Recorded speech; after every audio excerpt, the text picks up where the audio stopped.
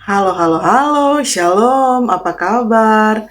Dahsyat, luar biasa, yes, yes, yes, puji Tuhan, saya diberkati, kamu diberkati, kita semua diberkati, amin. Berjumpa lagi dengan Enci Ika Fitri dalam Bina Anak pelajaran yang ke-45.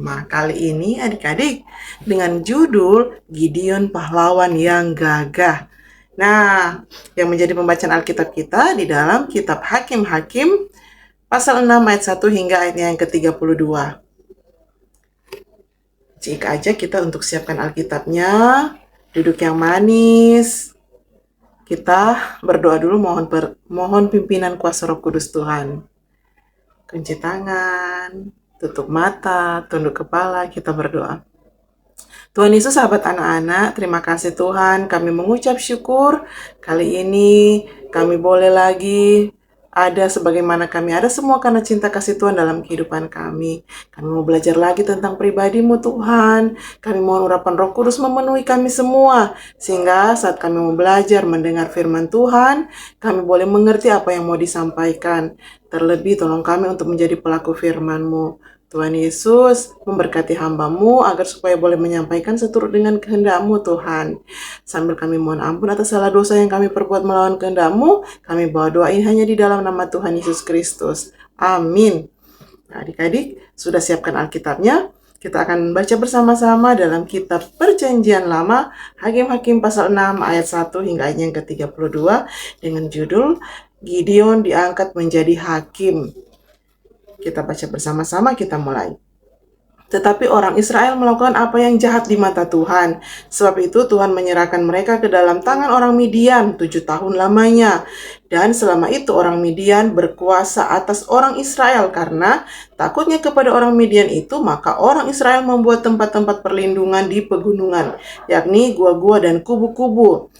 Setiap kali orang Israel selesai menabur, datanglah orang Midian, orang Amalek, dan orang-orang dari sebelah timur, lalu maju mendatangi mereka. Berkemahlah orang-orang itu di daerah mereka dan memusnahkan hasil tanah itu sampai ke dekat Gaza, dan tidak meninggalkan bahan makanan apapun di Israel, juga domba atau lembu atau keledai pun tidak. Sebab orang-orang itu datang maju dengan ternaknya dan kemahnya, dan datangnya itu berbanyak-banyak seperti belalang. Orang-orang dan unta-untanya tidak terhitung banyaknya sekaliannya.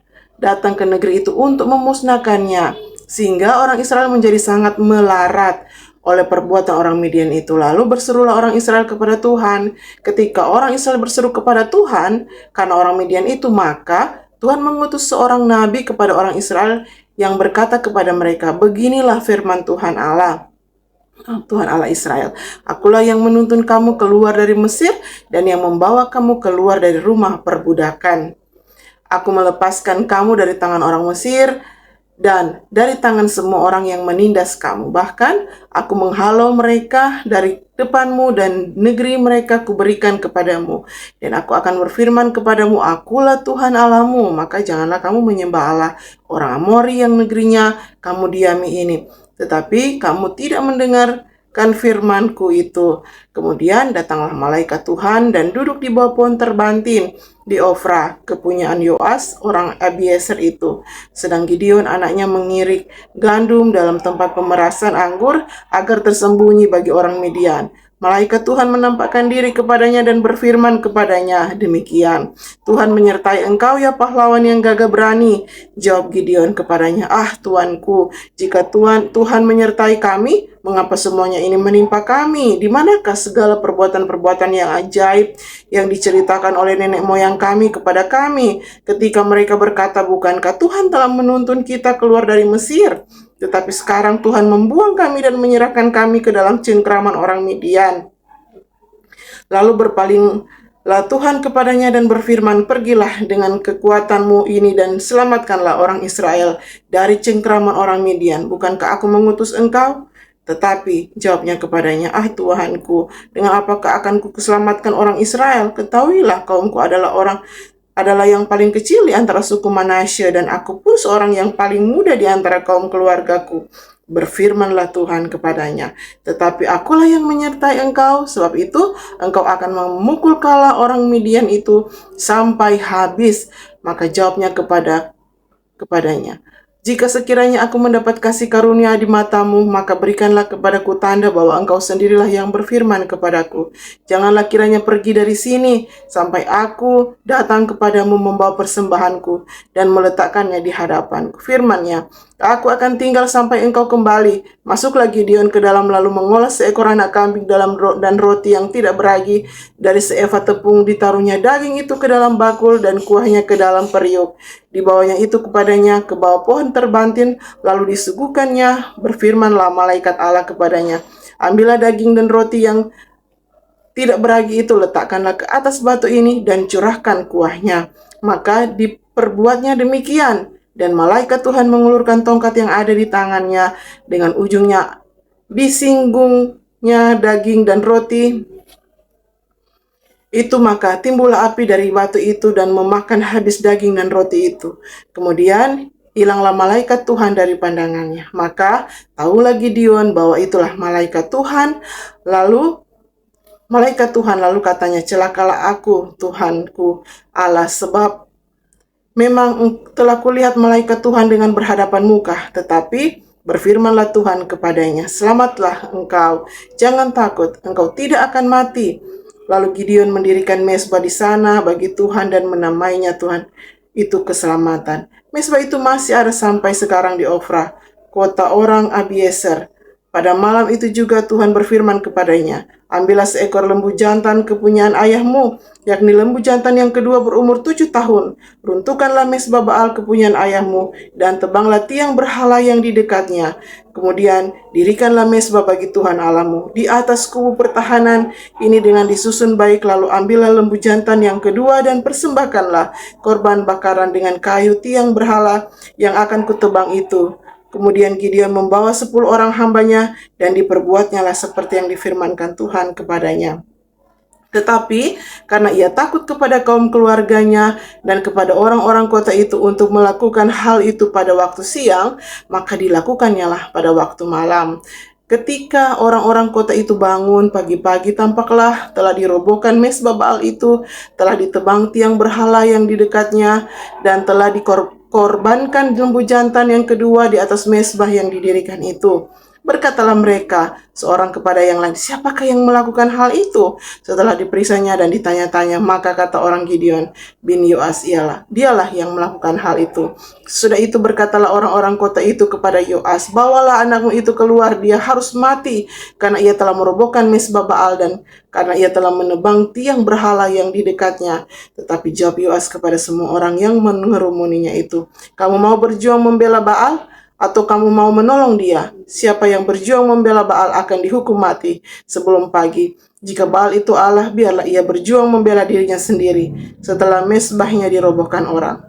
Dan pada hari itu diberikan oranglah nama Yerubbaal kepada Gideon, karena kata orang, biarlah Baal berjuang dengan dia setelah dirobohkannya mezbah itu. Demikian jauh pembacaan Alkitab kita kali ini. Yang berbahagia ialah yang mau mendengarkan, yang mau merenungkan firman Tuhan dan melakukannya senantiasa dalam kehidupan sehari-hari. Amin. Hari-hari ini berkati Tuhan, bangsa Israel, mereka melakukan apa yang jahat lagi di mata Tuhan, ya. Jadi saat itu mereka tidak lagi menyembah kepada Tuhan, ya. Mereka tidak menyembah kepada Tuhan yang benar, tapi mereka malah menyembah kepada patung-patung, ya, kepada berhala, dewa-dewa. Tentunya itu sangat mendukakan hati Tuhan, ya. Karena apa? Karena bangsa Israel melakukan apa yang jahat di mata Tuhan. Jadi Tuhan izinkan bangsa Israel jatuh ke tangan orang Midian, ya. Nah, adik-adik, selama berapa tahun Alkitab bilang? Selama 7 tahun, ya. Nah, karena ini bangsa Israel merasa takut kepada orang Midian, sehingga dorang bikin tempat persembunyian, dorang bikin tempat-tempat perlindungan di pegunungan, ya, di gua-gua, dorang bikin kubu-kubu untuk tempat persembunyian mereka. Adik-adik, setiap kali ini orang Israel baru selesai menabur, tiba-tiba datanglah orang Midian, orang Amalek untuk memusnahkan ini dorang pe hasil tanah, ya. Nyanda ada lagi yang dorang sisakan, ya. Tidak meninggalkan bahan apapun di Israel. Ini bangsa orang Midian, dorang kasih musnah semua, ya. Mereka juga termasuk itu domba-domba, lembu, keledai, semua memang dorang kasih rata, dimusnahkan. Akibatnya apa yang terjadi adik-adik? Ya, bangsa Israel menjadi melarat, jadi miskin, ya. Tetapi dalam situasi begitu adik-adik, saat dorang sudah merasa susah, ini bangsa Israel baru cari Tuhan, ya. Mereka berdoa kepada Tuhan, Tuhan tolong kami. Nah adik-adik, apa Tuhan mau kasih biar? Kalau ini orang-orang so berdoa cari Tuhan? Tentunya tidak. Tuhan pasti dengar dorang peseruhan, ya. Dorang pedoa. Tuhan pun mengingatkan ini bangsa Israel supaya dorang nyanda, ya, jangan menyembah lagi kepada patung, ya, kepada dewa-dewa buatan tangan manusia, ya. Jadi jangan sampai tidak taat lagi kepada Tuhan, karena itu akan membuat apa? Akan membuat murka kepada Tuhan, ya. Tuhan ingin mereka kembali berbalik kepada Tuhan, menyembah Tuhan yang sebenarnya. Jadi ketika mereka mengalami hal-hal yang Tuhan izinkan ini, ya adik-adik, supaya apa? Supaya mereka kembali, dorang bertobat kembali kepada Allah yang benar. Nyandak lagi berdoa kepada patung-patung dewa-dewa, ya. Karena itu tidak menolong mereka, ya. Nah, adik-adik yang diberkati Tuhan, akhirnya apa? Tuhan menolong mereka dengan mengirimkan seorang malaikat Tuhan, ya, yang menampakkan diri di bawah pohon terbantin, ya. Jadi malaikat Tuhan saat menemui seorang yang bernama Gideon, siapa? Ya, yang bernama Gideon, ya. Gideon adalah anak Yoas, ya. Mereka tinggal di Ofra. Gideon adalah seorang hakim yang mengandalkan Tuhan. Nah, malaikat Tuhan itu menyapa ini hakim Gideon, dan malaikat Tuhan berkata, Tuhan menyertai engkau, ya pahlawan yang gagah berani. Nah, kemudian ini Gideon langsung menjawab apa adik-adik? Dia menjawab apa kepada Tuhan? Kalau Tuhan menyertai kami, kenapa semuanya ini menimpa bangsa Israel, menimpa kami, ya? Dimana dorang pe kehidupan malah dijajah, kata dorang pe kehidupan menderita, hidup miskin, susah, ya. Bagaimana mungkin ini kata Tuhan menyertai bangsa Israel? Gideon bilang, di manakah ini Tuhan yang diceritakan oleh nenek moyang mereka, ya? Tuhan yang menyertai, ya, bangsa Israel keluar dari Mesir. Tuhan yang menuntun bangsa Israel keluar dari perbudakan. Tetapi sekarang ternyata Tuhan menyerahkan ini bangsa Israel, kata, ke dalam cengkraman orang Midian, ya. Gideon menjawab seperti itu adik-adik kepada malaikat Tuhan, kepada Tuhan, ya. Nah, adik-adik yang diberkati Tuhan, apakah Tuhan mau kasih biar ini bangsa Israel? Tidak adik-adik, ya. Tuhan mau tolong, Tuhan mau kasih selamat lewat pribadi hakim yang bernama Gideon.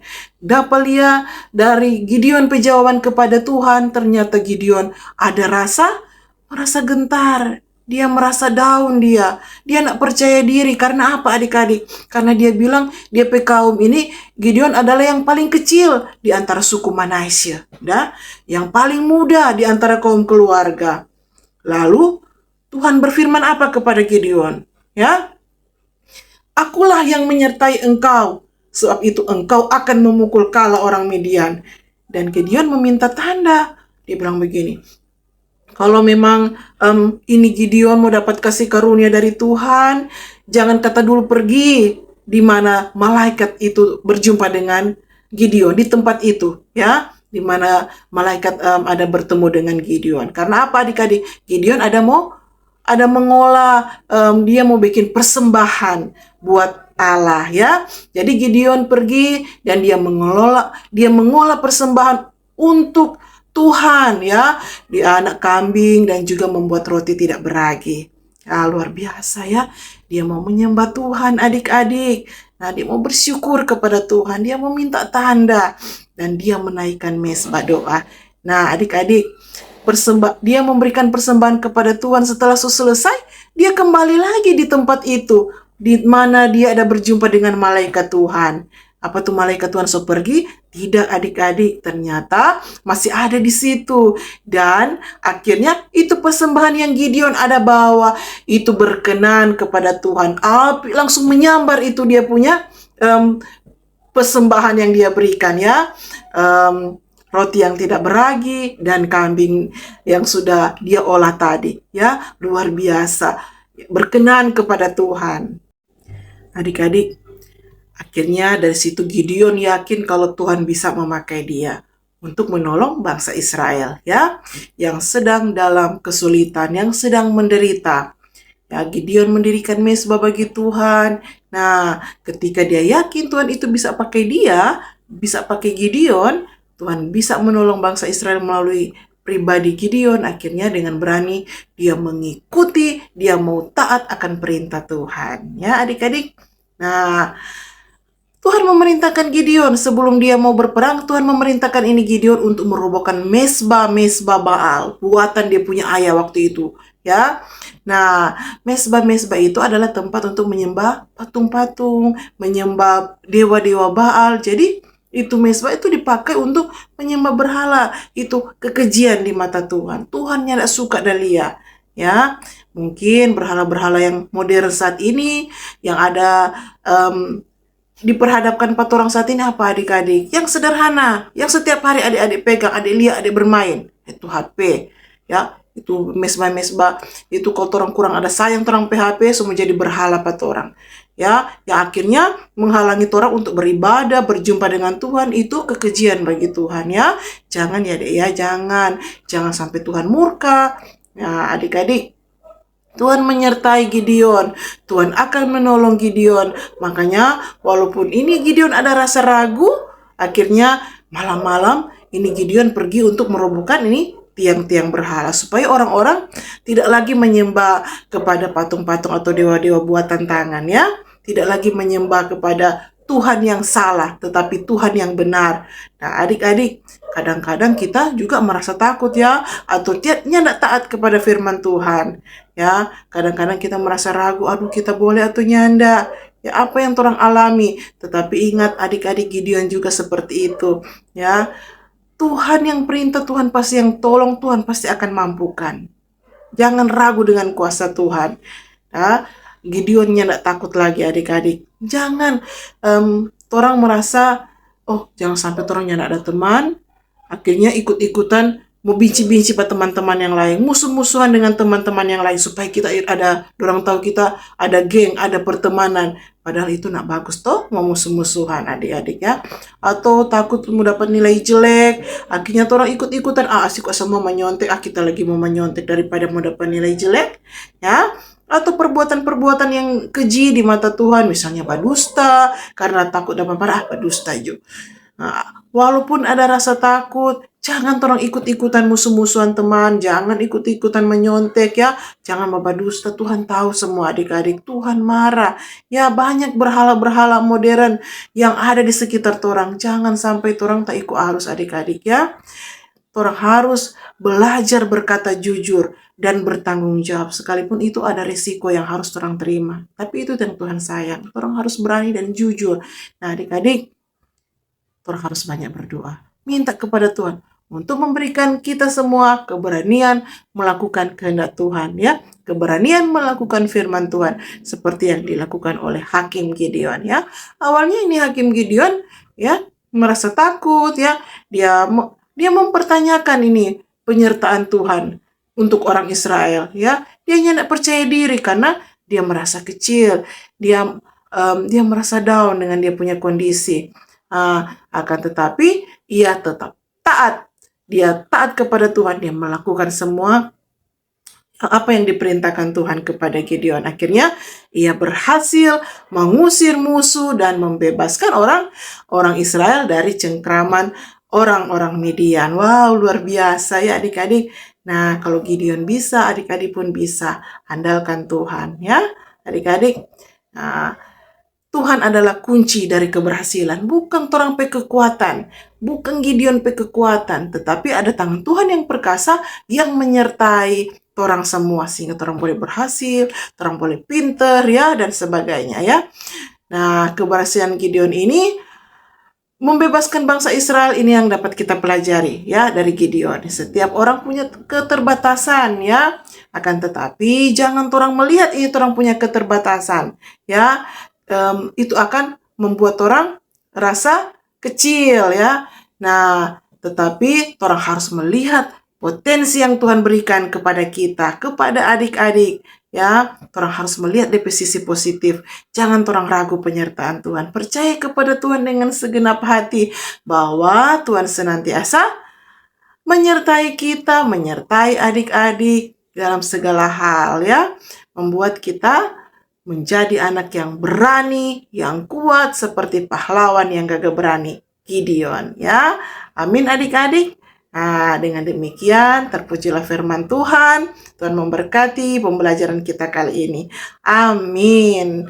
Kita akan kita akan masuk di dalam ayat hafalan. Ayat hafalan kita terdapat di dalam Kitab Hakim-Hakim 6 ayat 16. Hakim-Hakim 6 ayat 16. Berfirmanlah Tuhan kepadanya, tetapi akulah yang menyertai engkau, sebab itu engkau akan memukul kala orang Midian itu sampai habis. Hakim-Hakim 6 ayat 16. Demikian pembelajaran kita kali ini. Kita akan akhiri dengan berdoa. Kita bersyukur kepada Tuhan. Pada nama Tuhan Yesus kami mengucap syukur. Kau saat ini kami boleh belajar lagi tentang pribadimu. Tolong kami Tuhan untuk tidak mendukakan Tuhan dengan menduakan Tuhan lewat berhala-berhala modern. Kadang-kala waktu kami tersita dengan bermain HP, sehingga waktu dengan Tuhan itu tinggal sedikit. Ampun Tuhan. Kalau kau dapati itu Tuhan, biar kami diinsyafkan lewat Roh Kudus Tuhan. Demikian pula Tuhan, kami berdoa, berikan kami iman yang kuat, yang teguh, percaya bahwa di saat Tuhan memilih kami, memerintahkan kami untuk menjadi pahlawan-pahlawan di masa sekarang ini. Tolong kami untuk boleh berjalan dalam pimpinan kuasa Roh Kudus Tuhan, percaya bahwa Tuhan yang memilih, Tuhan yang memerintahkan, Tuhan menolong dan memampukan kami. Berikan kami hati yang mau selalu dengar-dengaran, mau menaikkan mesbab kepada Tuhan, membangun hubungan dengan Tuhan, dan biar kiranya kami boleh menjadi selalu pribadi yang rendah hati. Terima kasih Tuhan, dan memberkati hamba-Mu Tuhan untuk boleh selalu menyampaikan pembelajaran demi pembelajaran seturut kehendak-Mu. Ini doa syukur kami, di dalam nama Tuhan Yesus kami berdoa. Haleluya, amin. Demikian pembelajaran Bina Anak kita kali ini. Terima kasih untuk semua yang selalu menyaksikan YouTube channel ini, yang mau belajar. Kiranya Tuhan memberkati. Dan shalom, sampai jumpa minggu depan. Dadah.